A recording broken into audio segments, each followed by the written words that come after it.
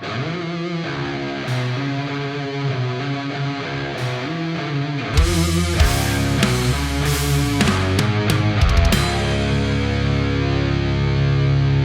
guys, I'm at the 2023 Toronto Audiofest with Jason and Eric from Abyss, and we've got a couple of new toys on the table to check out. I'm wondering if you could tell me about these headphones. Yeah, so this is our new Dyna MR, new model for us at Abyss. We just started shipping these.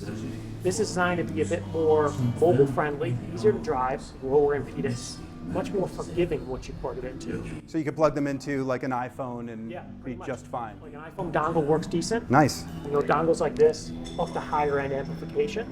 Low impedance, it's around 30 ohms, decent sensitivity.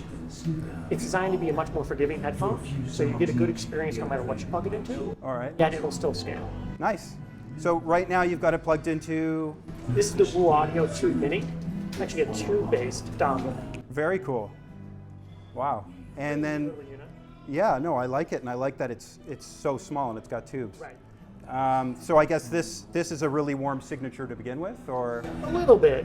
So it's solid state output on there, Right. but it's a slightly warm sound signature, yeah. Okay, so I guess it goes well with the... It goes pretty well.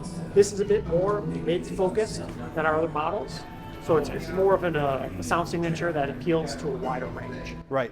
The Dyna TC and 1266, they're more like scalpels, precision instruments to really get the details through your music. Right.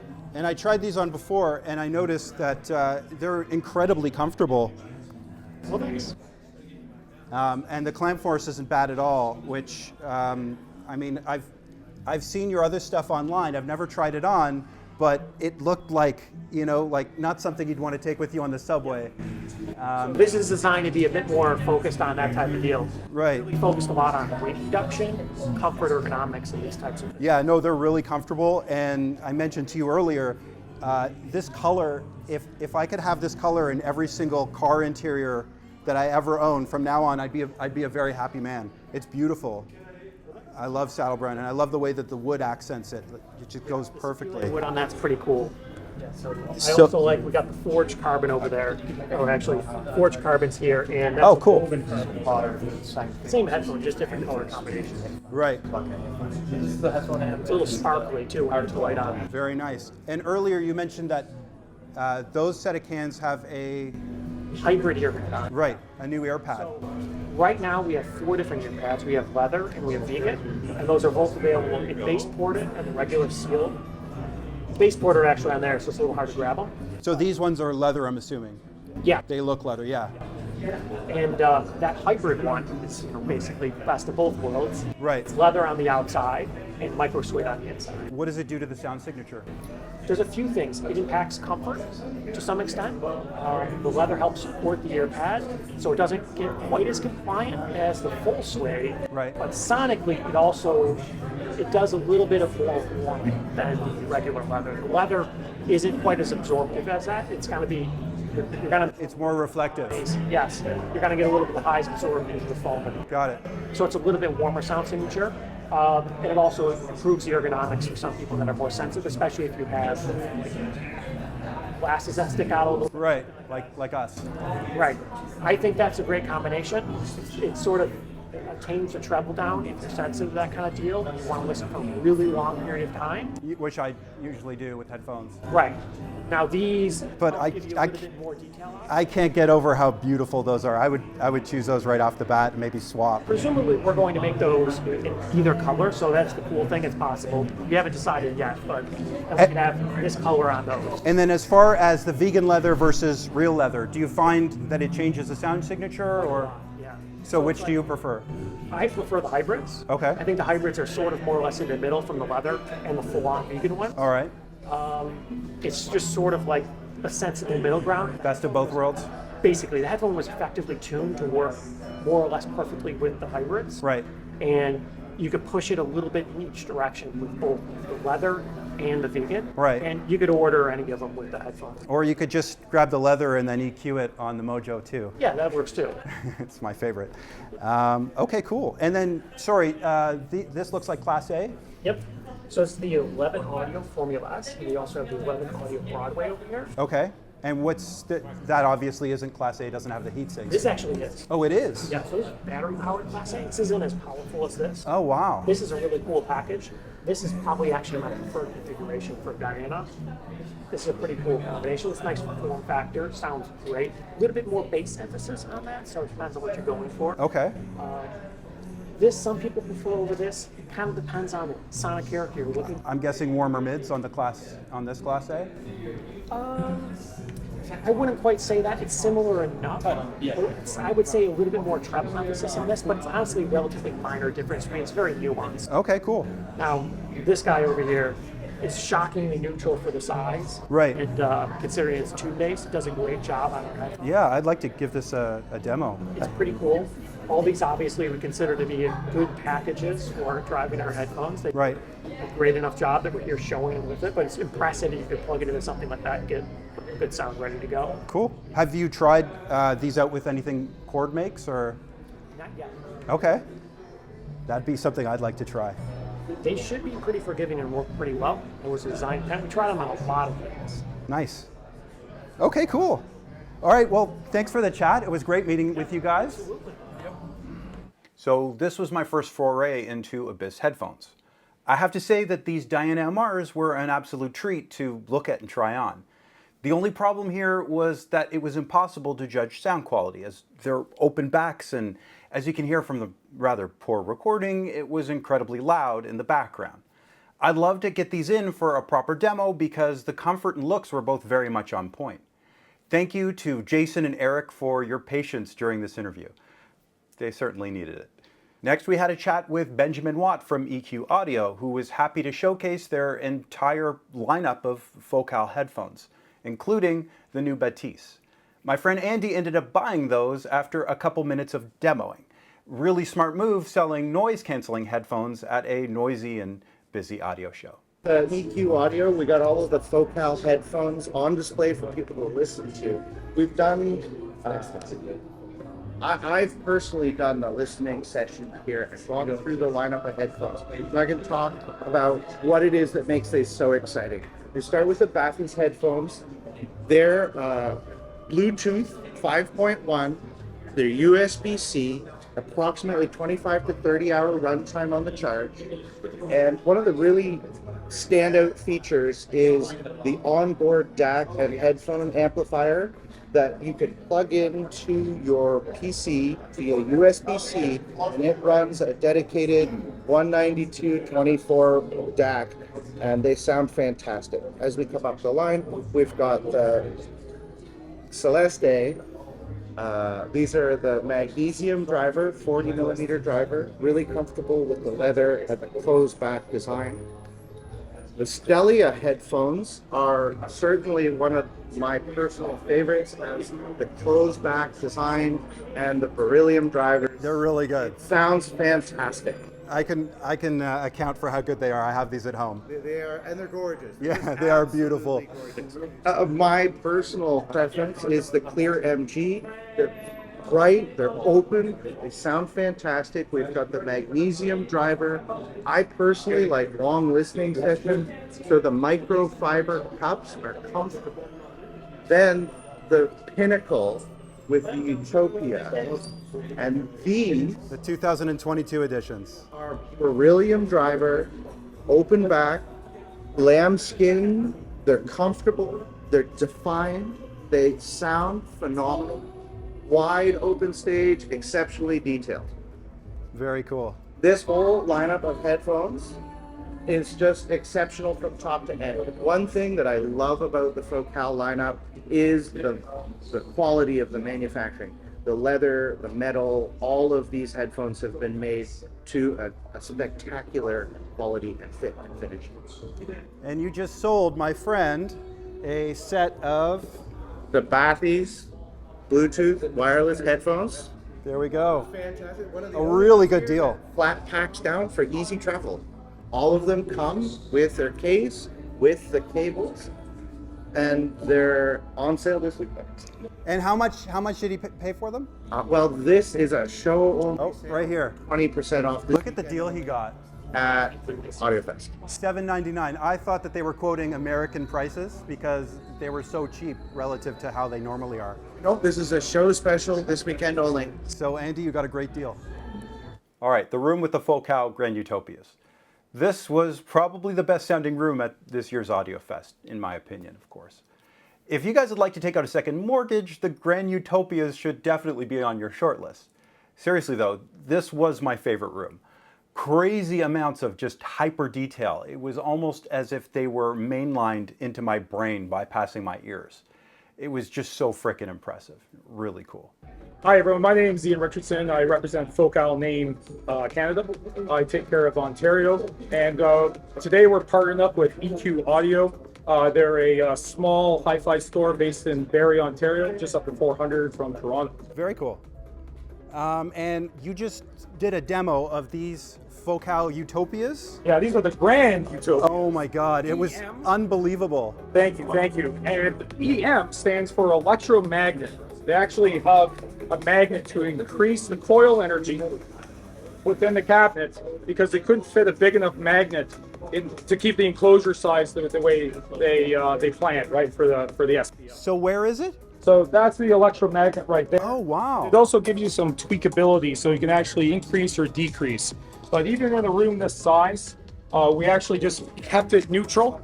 We didn't have to inflate anything. We were starting to make the tiles on the ceiling start jumping around. I think this is as close, honestly, I even am a little biased, but I think this is as close to a live performance as you're ever going to experience. Better. No, really, I just saw Duran Duran and the acoustics. Like, I guess I'm spoiled now because I've got my own listening room, but the acoustics sucked. So, I mean, this was amazing. You've got some The acoustic treatment, yeah. So this is done by Acoustic out of Portugal. Right. There's a lot of dealers in Toronto that sell the product. Ed in particular at EQ Audio is an acoustic genius for when it comes to room design. Right. You can perfect it within your budget or within your looks. It's a huge selection of product. And they even have a design team in Portugal that will work with anyone around the world to design the perfect hi-fi room, home theater room, or amphitheater even. Very cool. Phenomenal product. Well, yeah, the room sounded amazing. I was really impressed. Thank you, and that's a big challenge actually. Most of the time, people are really disappointed with the sound quality, even when you have a big ticket system like the Grand Utopias partnered with the statement. They're usually there to really show off its size, but we really wanted to show off the quality. Absolutely. It was evident. Say, from the feedback we've had in the last couple of days, I think we've achieved that. Very nice. And you mentioned big ticket. How much are we looking at here? So thanks to inflation, everything continues to march up. The Grand Utopias sell for $360,000 Canadian. Okay. And it's quite easy. So does the statement, the dual monoblocks. The Grand Utopias made in France, of course. Right. And the statement is still made in Salisbury, England, where Naim started almost 50 years ago. And how much is that unit? Sorry, same price, $360,000. Oh, wow. Okay, so it's either two Porsches. Here, yeah, we have a promotion right now. If you can take it and run out the door without me catching you, it's yours for free. Oh, wow. That's the five-finger discount. They weigh 280 pounds each, and of course the Grand Utopias are 565 pounds. Does that include getting movers? No. Oh, okay. And you gotta get past me. All right. Well, I'm not going to try and get past you, but it was a pleasure interviewing you. Pleasure to have you. All right. Thank you. Cheers. So I've got Val Cora from Acora Acoustics, and I was very excited to interview him.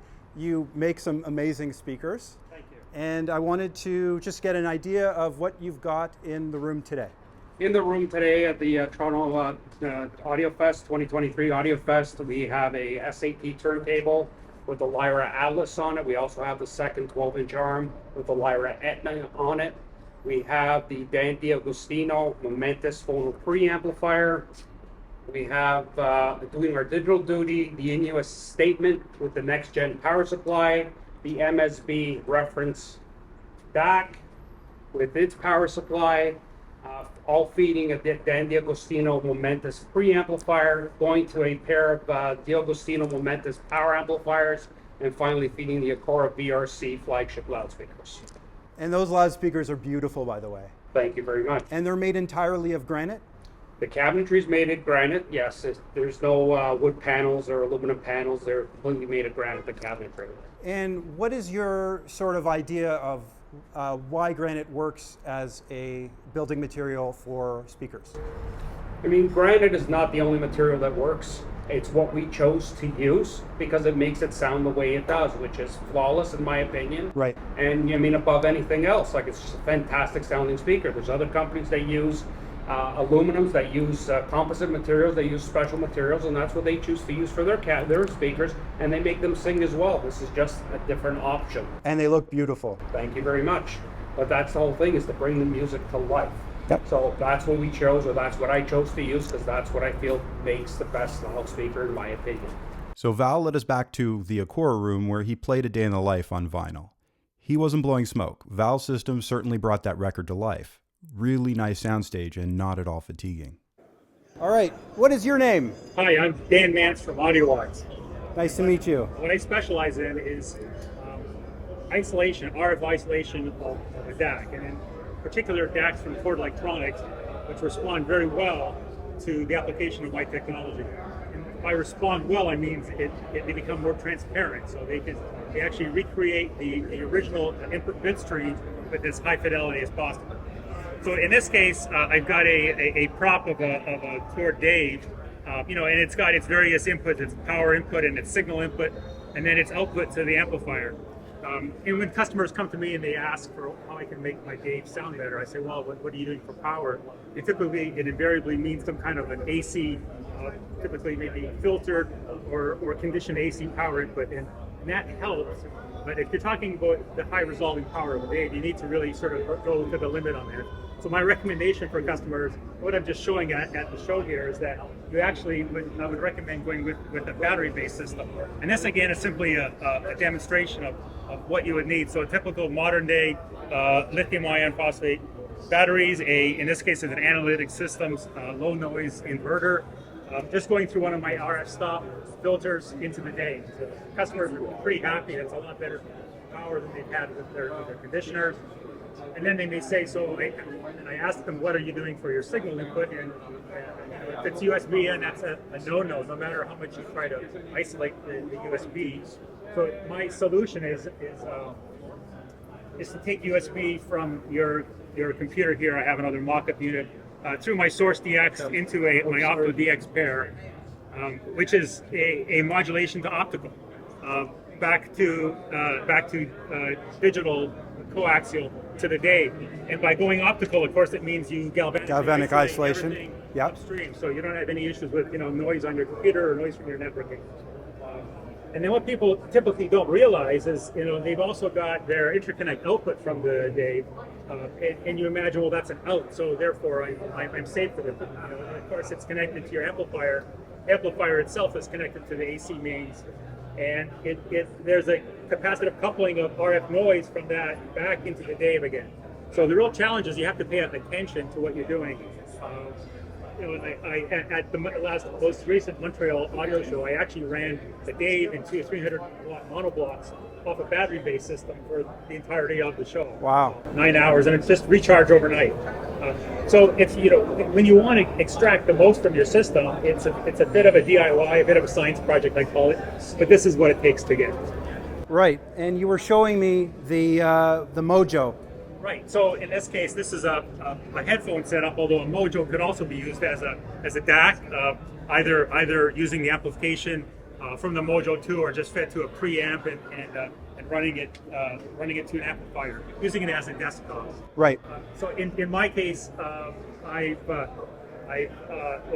this is a real showcase for my current generation of skin effect filters. So I've got my laptop here playing high resolution audio through my Source DX, and it's again a filter and another filter to the input of the Mojo 2. And it seems extreme, but as I mentioned, you want to have the best quality. This is what it means. And then amazingly, the output of the Mojo 2 is just split left and right to another filter block to the headphone cable to the headphones. And this filter block is not filtering the output. It's really more concerned with dealing with the fact that this headphone cable is an antenna, so you're picking up, FM radio, all sorts of various RF sources, and those RF sources are eking their way back into the into the Mojo. The Mojo 2, right? So this DAC, this filter acts as a stop for an ingress from the output. So you're really trying to do the electronics and the amazing technology inside Mojo 2 the best service by isolating it as high as possible. And once you hear this, it's just phenomenal. And you were saying, you made a remark along the lines of, you've had clients that like that better than the Dave setup. Well, yeah, I posted a blog post. It was my own experience having owned both products. I've owned a variety of boards. Actually migrated, from Hugo 2 to DT2 to a Dave. And yes, the Dave was a challenge to get what I thought was as transparent as possible. But it was my, flagship DAC. And then I just almost on a whim about 3 months ago, I bought the Mojo 2, and immediately I felt it was something special. It really is. I applied all my technology to it, and and it could just be because of the fact that it's battery powered, and immediately that eliminates a lot of the challenges of having to isolate. It's also perhaps running the latest generation of raw block circuitry. It's also got according to the specs a higher bit depth, like a 104 bits of processing versus 64 bits. And in this case, despite the fact that the Dave has got more taps, I'm using a software upsampling technology called PGGB, and so what that does is it lets the Mojo 2. It doesn't do any of the heavy lifting of upsampling. That high resolution data stream is what's being fed into the input, and it's only the final sort of the bits to volts transition that the Mojo 2 is doing. And so it's got phenomenally low output impedance and just everything else I had mentioned, right? And the customers pretty much bought this setup, and one told me within hours he put his Dave for sale. Wow. Not that that's an indictment on a spectacular, wonderful flagship product. That serves a different market, but specifically, and maybe it's the kind of customer that I sell to. It's a bit of a fanatic for transparency, but if that's what you're after, this product is really something special. That's great. And where can people find you? I'm just west of Toronto in Burlington, Ontario, and I have an online site, audiowise.ca. So RF isolation. I didn't test out this system because all he had on the table were a set of open backs. Again, this is becoming my new pet peeve. But this would be a really interesting and cool thing to check out in the future. Have any of you guys ever tried anything like this out? Let me know in the comments. So the Fleetwood DeVilles were really impressive to see and hear in person. Beautifully made, and they had this warm and comfortable sound to them. The type that could just sustain you for hours without hurting your ears. Great room and really amazing craftsmanship. I was really impressed. The PS Audio FR20 demo was a bit of a mixed bag, but only because I threw them a curveball. You see, right up until then, most of what I heard were carefully curated, well-produced, and well-recorded songs. And yeah, that's totally fine, but the rep gave me carte blanche over which track I wanted, so I figured I'd just go in the other direction. I chose Love Will Tear Us Apart by Joy Division. Great song, but the polar opposite of well-recorded and produced. So how did these FR20s do? Not so good. Everyone around the demo seemed to agree with me. After that, Andy came to the rescue with a song called The Stranger by Alan Taylor. Now, this track brought the FR20s to an experience more in line with what you'd get out of a live performance at like a bar or a club. Both the guitar and voice were rendered beautifully here. The PS Audio room was much larger and better set up than last year's rather small space. So last year, I got to check out PS Audio's much larger and more expensive FR30s. I would have loved to hear the FR30s side by side with the 20s in this year's room, but sadly that wasn't an option. Really impressed with the FR20s though. So that's it for Toronto Audiofest. I had a great time. I met some great people again. There were a lot of good rooms this year, and it was a lot of fun. That wraps up part 2 of Toronto Audiofest 2023. If you can, I'd really appreciate you leaving a like below. It really helps out the channel. And if you're interested in seeing more of my videos, just make sure you're subscribed. I'm working on some really interesting stuff going forward, so yeah, definitely stay tuned. Thank you guys for watching, and I will see you soon.